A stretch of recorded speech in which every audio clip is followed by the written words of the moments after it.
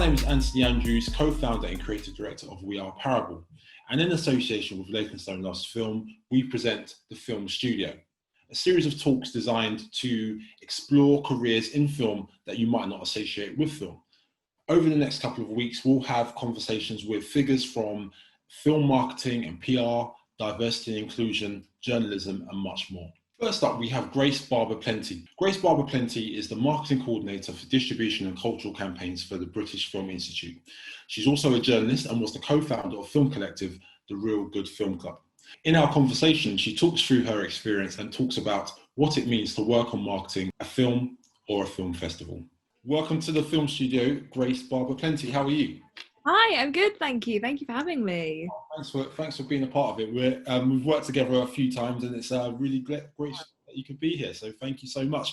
So now the whole point of the Film Studio is really to allow people to explore different ways of how they might enter the film industry via different careers. So not just about directing or screenwriting or producing. So we really wanted to speak to individuals who were, working in film industry in careers that people might not have realised those careers even existed. So I wondered if you could tell us a little bit about the current role that you're doing and a little bit what you do on a day-to-day basis. Yeah, definitely. So I'm kind of one of those annoying people as well, where I do like a little bit of everything, but the main role is I work in film distribution, and in particular I work in marketing for film distribution. I'm currently working at the BFI's distribution label, which a lot of people don't know exists, but hopefully they do now. We've had some real success stories and good films over the last couple of years, which coincidentally is how long I've been working there. Is that a coincidence? No, I'm joking. I'm going to get told off for saying that. But I've been working there for just over 2 years now, I think. So day to day, kind of the role is getting films into cinemas, essentially. We work a lot with re-releases and reissues, remastered films. So, for example, at the time I'm speaking to you now, I think it will already be out, but we're working on a new restoration of Matthew Kasowitz's Leyton that's coming out back to cinemas to celebrate the film's 25th anniversary.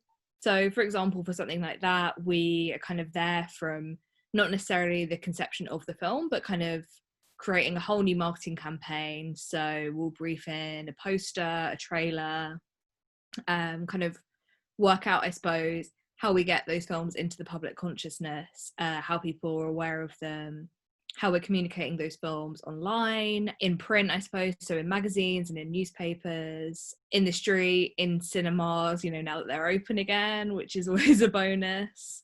So that kind of thing, really. So it's kind of the combination of thinking creatively about how we want our films to be seen and how we want them to appeal to audiences, as well as then just kind of doing a bit more of the practical, so then getting these materials to the cinemas on a day-to-day basis. Yeah.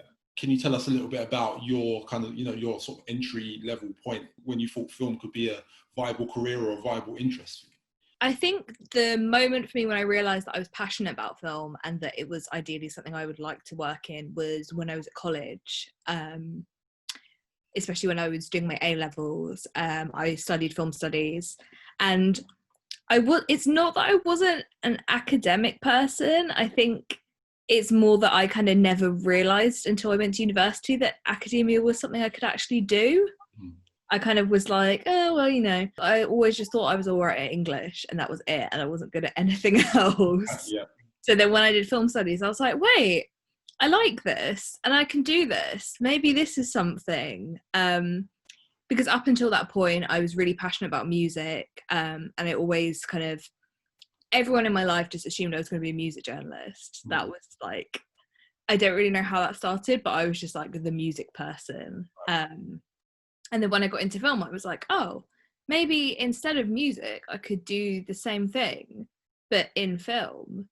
And then it kind of all of my passion and my interest for music and being a music journalist kind of just moved over to film. And then I was like, for so long, I was like, oh, I'm not going to go to university, because again, kind of thinking that I wasn't academic and that essentially I wouldn't be good at it. I was like, I'm not going to go. I don't know what I thought I was going to do instead, but I was just like, I'm not going to go. It's not for me. And then kind of overnight, I was like, that I could go. Yeah. And initially I was thinking about studying film and comparative literature. Thinking about it, don't even really know what that is, but I think I didn't want to do English lit. Yeah. I wanted to do something. I feel like I just wanted to be different. But again, I was like, actually, film is what I really want to focus on. So I think then getting to university, I was like, oh, I'm in it now. Yeah. This is what I'm doing. It's that classic thing when you do a film studies degree, you're like, I'm going to have to do something with this now, because otherwise everyone is going to be like, oh, you're that person that did film studies at university. what a wasted 3 years. So you're like, no, I'm going to prove you wrong. I'm going to do with it by hook or by crook. Absolutely. Really, I love that. I love it. Was there like one particular film that kind of caught your eye, maybe when, you know, before college or maybe during college, where you thought, you know what, I could actually write a great piece about this film? Was there like one film for you or a couple of films for you that you could tell us a little bit about?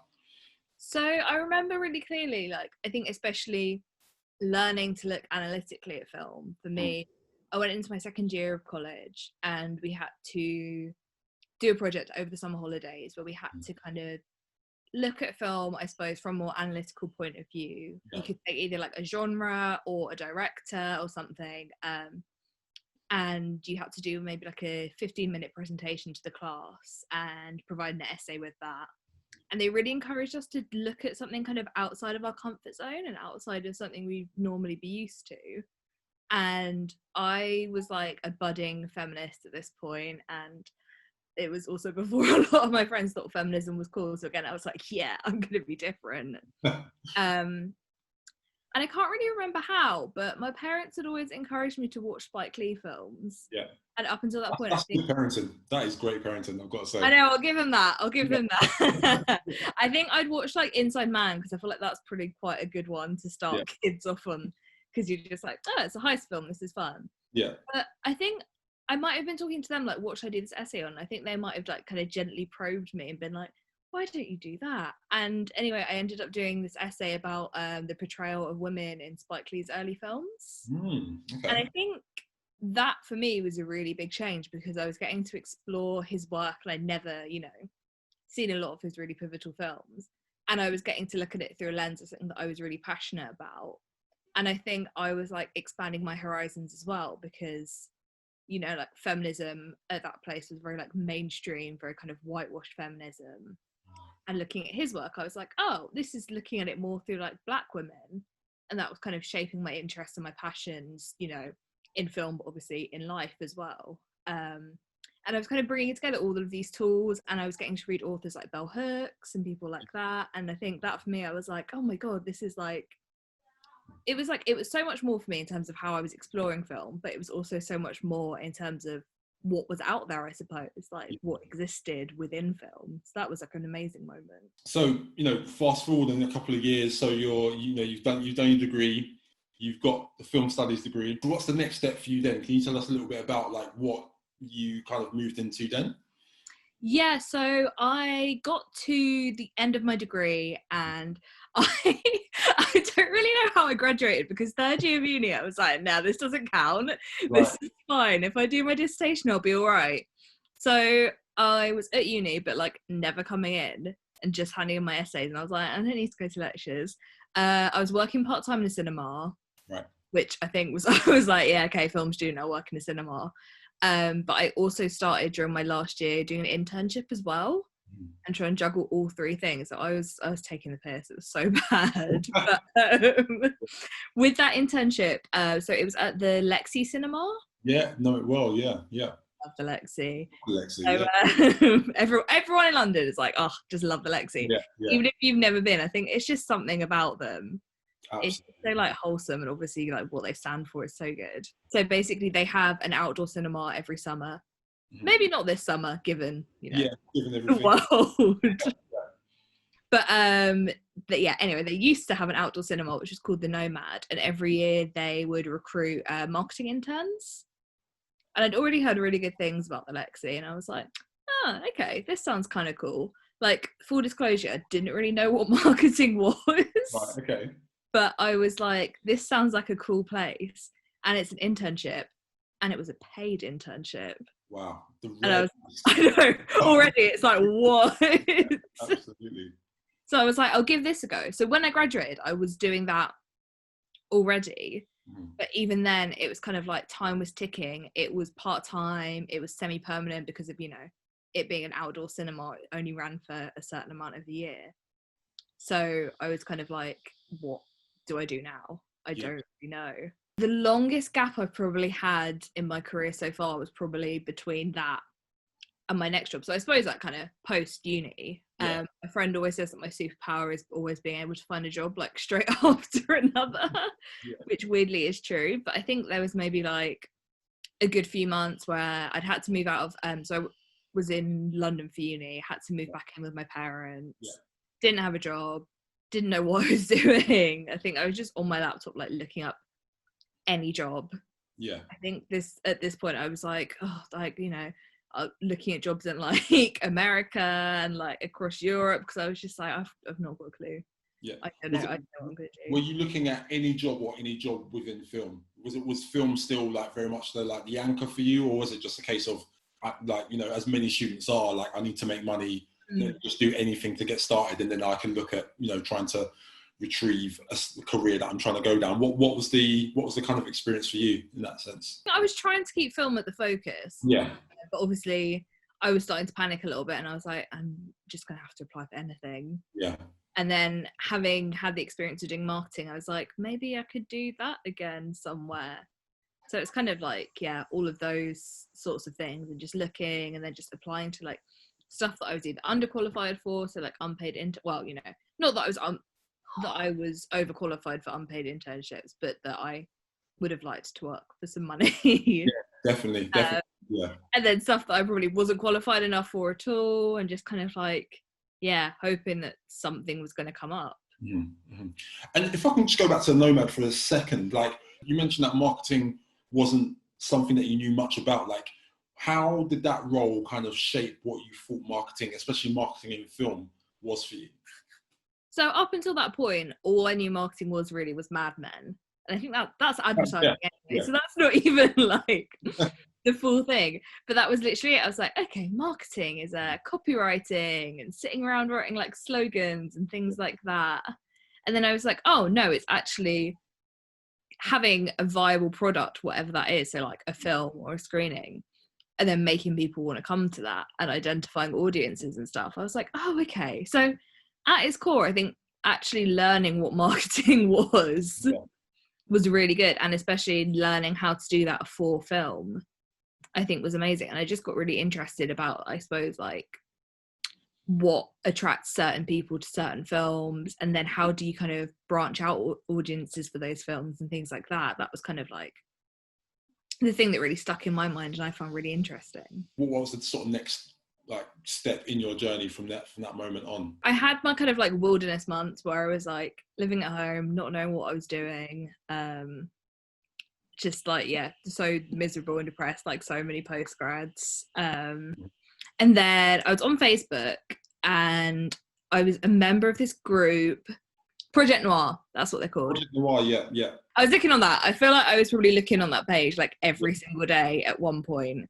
But I was browsing that again, and I think maybe a friend had sent it to me, and it was this job role. I think it was like a distributor, and I was like, what is that? We're looking for an intern to work in our marketing department, to work on certain releases, including Moonlight. And I was like, hey, I've seen that film. I saw that film at LFF. That film is amazing. And it was like, must, obviously be passionate at film, experience in X, Y, and Z. And I was like, I think I have that experience. I think I can do that. And so I applied for that internship, which was with Altitude Distribution. And it was a 3-month-long period of working within their distribution team. And it was great actually, because even though it was really focused on marketing, I actually got a bit more of a well-rounded kind of look at distribution. So I also helped out with their theatrical sales, with their home entertainment as well, and just really again, didn't really know how distribution worked at all until I ended up in it. So it was such a good hands-on experience of learning what it actually is. I knew about your collective that you founded before I knew you.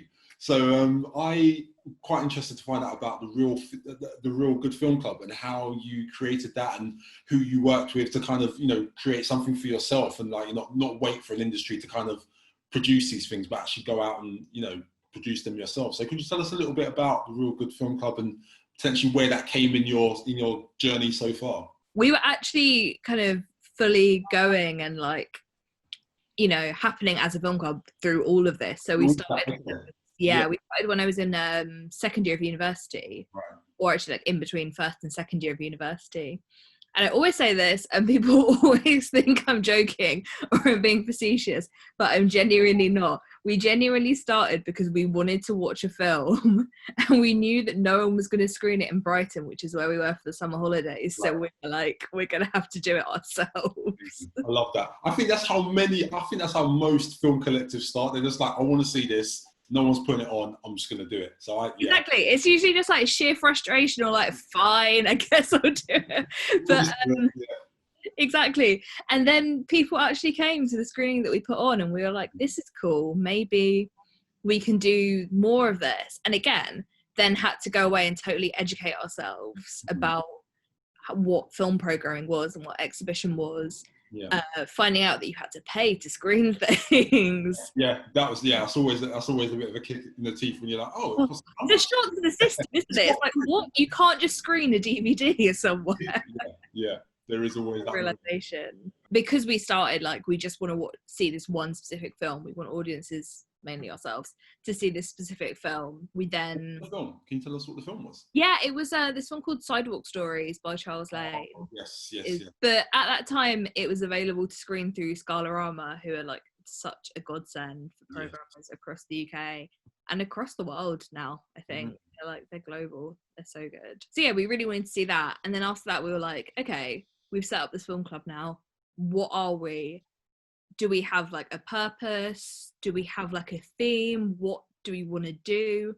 And it took like a couple of goes for us to kind of like get that right and really think about who we were, what our aim was, and, you know, did we have particular audiences? And I suppose we realised at our heart, I suppose it's kind of the theme that's run through everything, like in terms of my journey through film. It's like finding films that we're really passionate about and just wanting to share them with audiences. And, you know, it just so happened that those films were by people of colour, and especially sort of as we kept going, by women of colour and by Black women.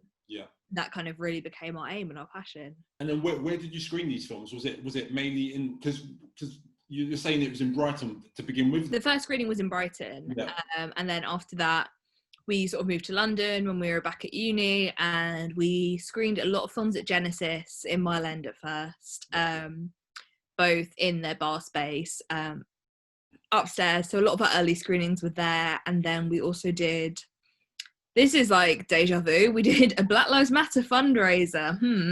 Really, in 2016 in the bar there. So it was free tickets and just donations to Black Lives Matter. We also worked a lot at Deptford Cinema when they were really starting going, because that was such a really, you know, innovative cinema space, and we were able to do a lot of cool things there. So we would have like music video nights and parties and quizzes, and it kind of just felt like it was a way of exploring the limits of the cinema space and what we could show and how audiences would interact with that. So they were kind of like, we never really had like one home venue. We always just kind of moved around like wherever anyone would have us or wherever we were invited to go. But I would say probably like those were the two cinemas where we mainly screened work. Did the audience represent more of, you know, the people who were making the films? Like, were there more Black people, women of colour in the audience? Like, how did the audience change over the years? That's one thing we really noticed, and that's what really spurred us on, is that even though people were coming to our screenings at various points, and, you know, maybe we'd done an interview, or especially like with the last big Black Lives Matter uprising in 2016, I think a lot of film clubs and collectives got a lot more attention in the film world. So there's kind of, you know, a bit of a spike and a boost there. But I think we had like a core audience, and that core audience was people of colour, and it was younger people, women, it was queer people, it was a lot of Black people. and then that would kind of expand, and that would shift, and that would change depending on the location. But we really had like, we had like this core audience that would come to a lot of our screenings or interact with us online. I think that was really special. I mean, you mentioned about, you know, the fact that you can't just screen a DVD or anything like that. What other skills do you think you learned during the time of running Real Good Film Club that have kind of carried through to what you're doing today? With the film club, is having our own tone of voice and our own identity. Then I was able to bring that to marketing, because I realized that with marketing, it's all about being able to swap your tone of voice and your identity per film. You know, you pick up one hat, then you release the film, and then you move on to the next thing. And one day you might be appealing to, you know, like 60-year-olds across the UK. The next you might be appealing to, I don't know, younger Black audiences in, say, like Manchester or Birmingham. And I think having confidence in being able to change that tone of voice is something that I've learned. Trusting that, you know, an audience will come as well.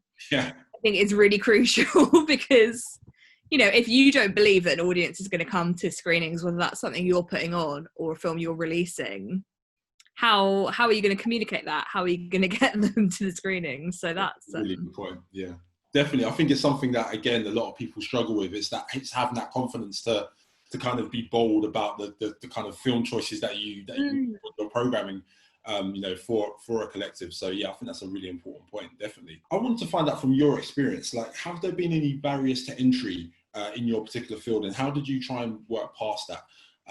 Yeah, I wonder if you could tell us about that experience. So I think initially a barrier for me was not knowing anything about these industries and about these jobs until I was in them or I'd seen them advertised. Even like distribution and exhibition, you know, they're kind of separate industries that are always working together. But even just being within that bubble, everyone kind of knows everyone to an extent. And yeah, if a job comes up, you know, you'll find out about it. It's not necessarily like nepotistic, but everyone just kind of knows everyone's business. But before you're in that bubble, you just don't know anything about it. I never learned any of this stuff at university. My studies were so focused on so you want to be a director, so you want to be a producer, so you want to be a cinematographer, or it was, so you're going to be an academic and you're going to do a master's and a PhD. That kind of felt like those were the only two routes in, really. And it was, just getting that hands-on experience and doing schemes like the Film Distributors Association's year-long internship. And they also, the ICO also do a similar one for exhibition. It was doing things like that, where someone is literally having classroom sessions every fortnight, and someone is coming in and they're saying, hello, I work in film sales, this is what I do. I work in PR, this is what I do. Those are being taught to people that now have jobs, even though they're internships in the industries. Why is there not that for people that aren't in the industry, or, you know, that are at an early stage in their career, they're studying film studies? Maybe if someone's coming in and saying to them, these are all the career options. And I think it's just quite nice as well, and it's a bit more hopeful. Like, you don't have to feel like you failed in film if you can't be a director, because I think you could be a casting director, you could do sound, you could work in distribution, you could work in PR. Like, there's so much stuff, but it's just really like the focus is always on the key roles, and not even necessarily like key roles in front of the camera, but just, you know, like even key roles in terms of behind the scenes. So I think like breaking that down is really good. Weirdly, I actually started finding, as I was kind of working in distribution more, an insecurity that I was only getting put forward for jobs and getting jobs because of BAME schemes and positive discrimination and things like that. And I started to doubt my own experience and whatever, you know, however long I'd been in the industry, and my own skills and talent, until I had my interview for my job at BFI. And I feel that I was, you know, I was treated representatively, is that a word? I don't know. of the experience that I'd had in the industry. They were asking me questions about the campaigns that I'd worked on, rather than, you know, the colour of my skin and the discrimination that I might have faced. And that was important to me because, you know, while it's amazing that we have all these schemes to get us into the industry, how are we being built up after that? Are we just being told that, you know, you can do this one kind of, you know, year-long thing, and then you can do another year-long thing, and you always have a job because of what you look like, but what skills have you learned? What transferable skills have you learned? Like, I think at the moment, I think the last survey might have been a couple of years ago, but 3% of people that work in film distribution in the UK are people of colour. Like, wow, I didn't realise it was that low. I know. Wow. It's ridiculous. And I know it's a small field, and obviously, as I've said, it's because people don't know about it enough. But regardless, where are we all? Yeah, exactly.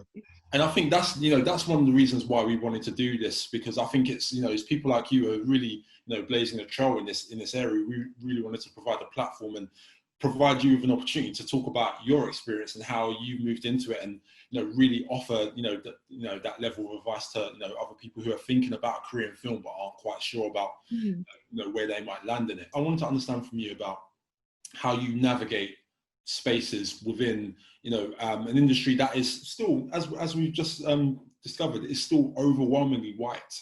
So how do you try to navigate that? For me, it kind of comes down to two things, and I feel like I always end up taking one path regardless. I'm either the self that I present when I start at a job, and, you know, I'm quite shy, I might be a bit withdrawn within my views, I'm just trying to blend in and kind of keep my head down and get the job done. Yeah. Or I'm just me, yeah, and that's it.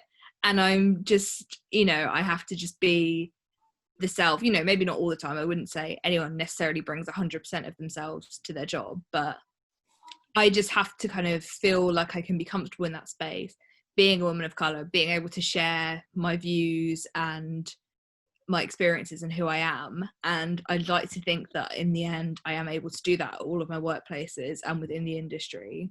It is tough. It is really hard. I think having allies is so important.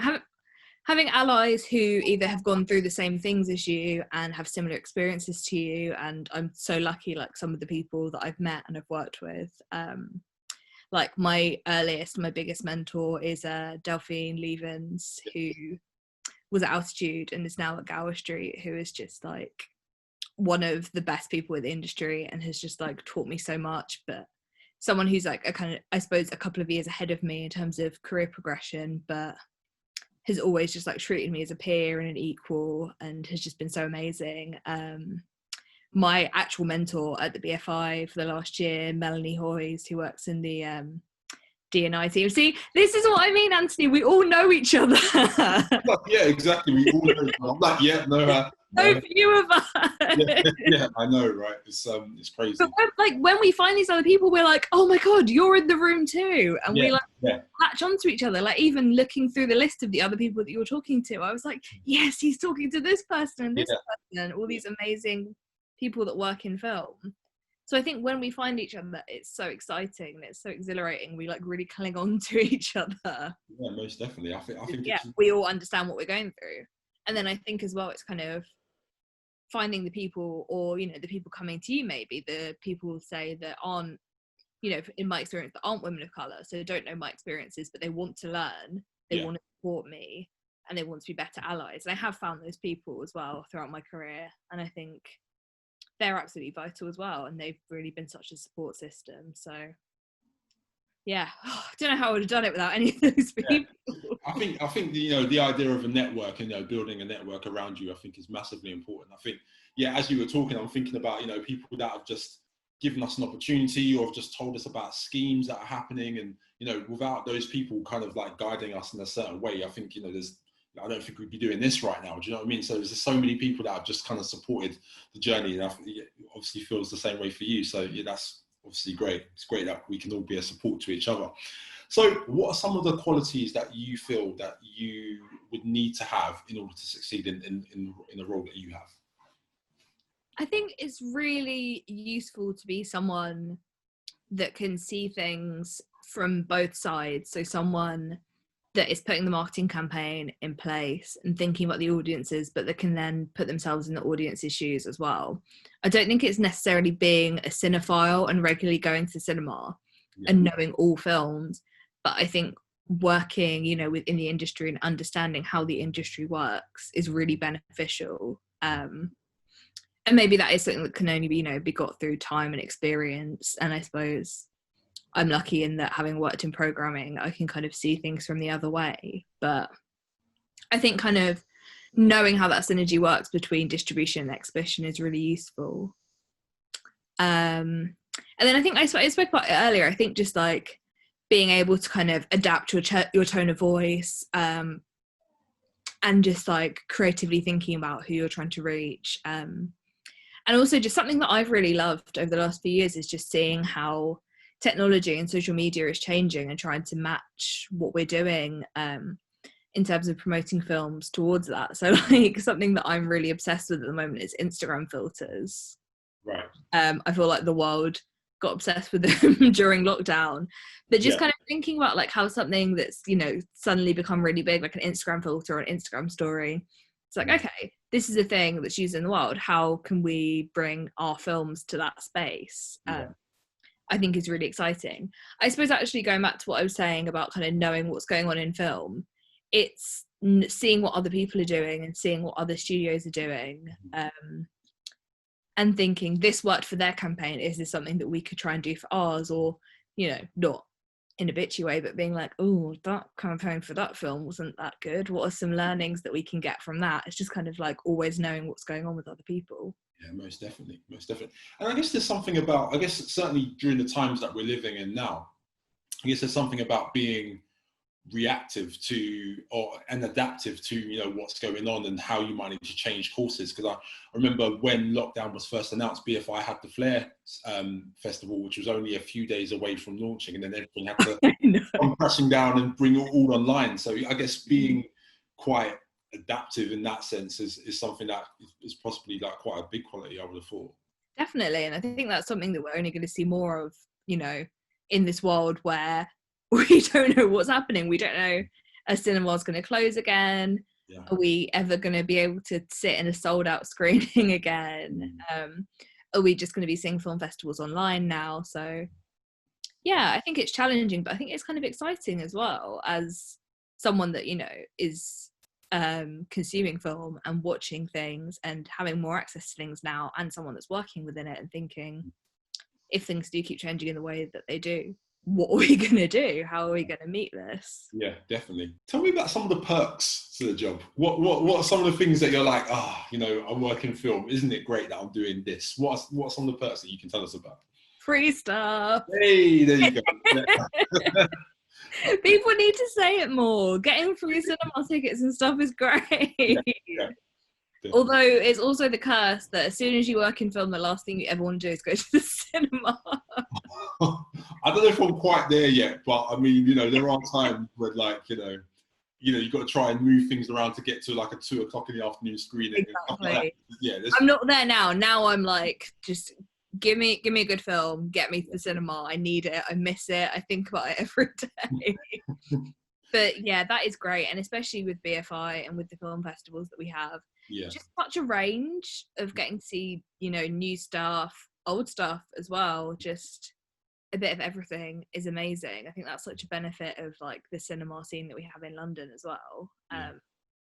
You know, even if it's stuff that we're paying for. Yeah. I think, and also just I think connections are amazing, as I've kind of spoken about earlier, moving from job to job, as I think a lot of people do in this industry, just meeting so many amazing people, and then, you know, you might work with someone, they'll go off to a different distributor, and then they might go off to another one, and just like being able to follow people's like paths and progressions, I think is amazing and really cool, and kind of seeing people, again, if they're ahead of you in terms of their career trajectory, kind of literally trailblazing a path ahead of you that, you know, you're like, okay, I could do what they could do, I can follow them. I think that's a massive perk. That's amazing. One final question I was going to ask you, and that's about the advice that you would give to someone who was thinking about moving into a career in marketing and social media as well as distribution. What kind of advice would you give to someone entering the game now? Very good question. I think don't be afraid if you have no idea what's going on and what anything means, because that is, you know, that's not your fault. That's just the lack of awareness and education that's out there. I think if you have any kind of creative mind, marketing is something that you can do. Yeah. And it is all about having creativity and bringing people with different, you know, different ideas and different passions together. So I think, you know, anyone has something to offer. If you're into like Christopher Nolan films or like, I don't know, like Indian cinema from the 60s, like imagine those two people working on a film campaign together. That'd be amazing. Yeah, absolutely. So I think it is, yeah, like lack of fear about not having skills. I think marketing is a great thing to learn like on the go. Because so much of it is about seeing what's out there already and, you know, where there's a gap, what can be done differently, what can we learn from this. I think, yeah, it's something that it would benefit from a lot of new voices joining it. So yeah, I would encourage people to just sort of give it a go. And I know it can feel a bit disparaging and that maybe the jobs aren't necessarily out there, but hopefully, you know, with everything that's going on, that's going to change and, you know, the industry will become a bit more open. So listen, thank you so much for your time. I really do appreciate you taking time out to speak to us. How can people find you online if they want to follow you and follow your journey? I'm very online. I need to be less online. Yeah. I need to stop. I'm at all the usual places, Twitter, Instagram, all of them. I don't think there's any other Grace Barber Plentie in the world, unfortunately. So it's always going to come back to just me, my stupid surname. So I think I'm very easy to find online. Listen, thank you again for your time and best of luck with everything that you do. Thank you so much for having me.